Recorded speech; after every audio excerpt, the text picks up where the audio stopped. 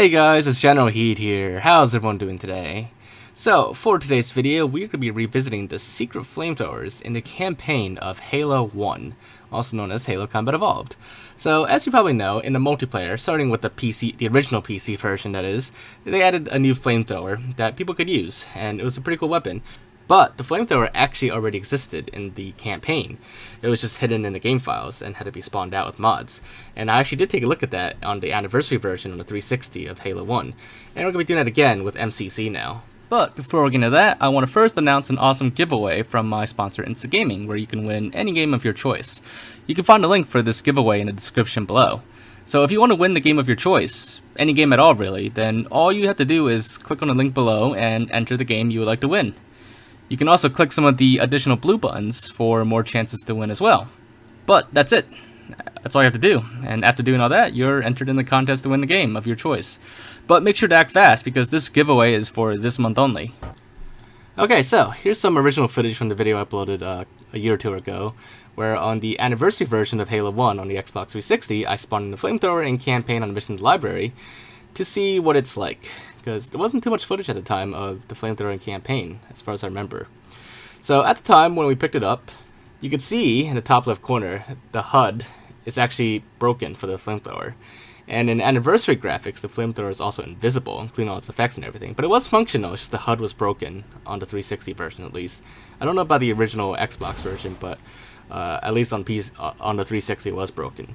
So now we're going to take a look at it on MCC for PC. And I assume this will be the same as the Xbox One version.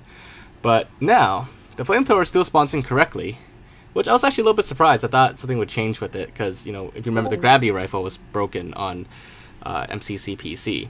But no, this time the flamethrower spawns correctly. It's still the same as the 360 version and the original Xbox version, where there's no first-person model, which I actually had to take that out because it would crash the game, and it crashed on all the other versions too. But you may notice something that's improved this time around.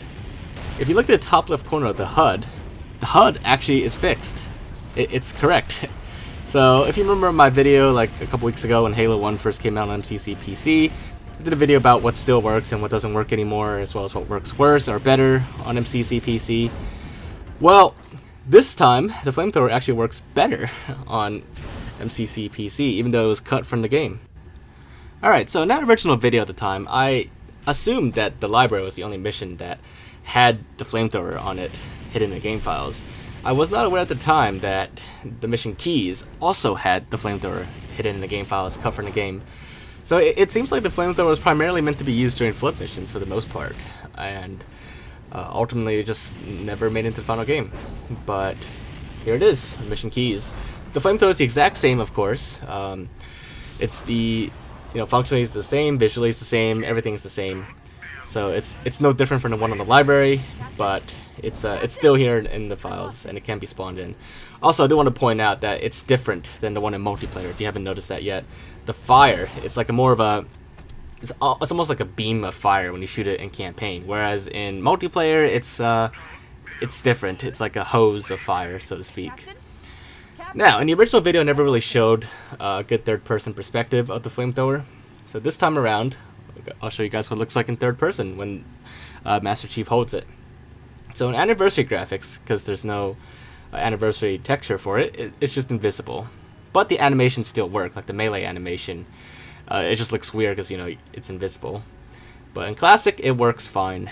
And you can see that you can actually even rapid melee with it. If you just spam the melee button, it just rapid melees, almost like you're reload canceling in Halo 2, or sword canceling actually. Now the melee, even though there's melee animations, it actually does not do any damage.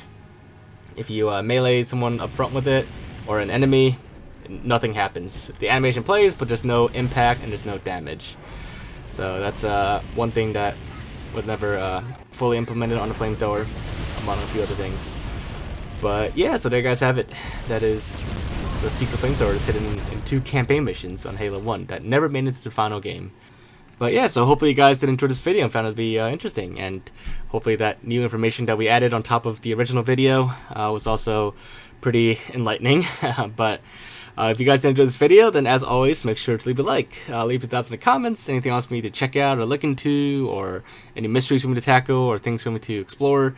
Just let me know, and I'll definitely do my best to look into it when I get a chance. But other than that, if you haven't already, make sure to subscribe, and I will see you all next time. Bye, guys.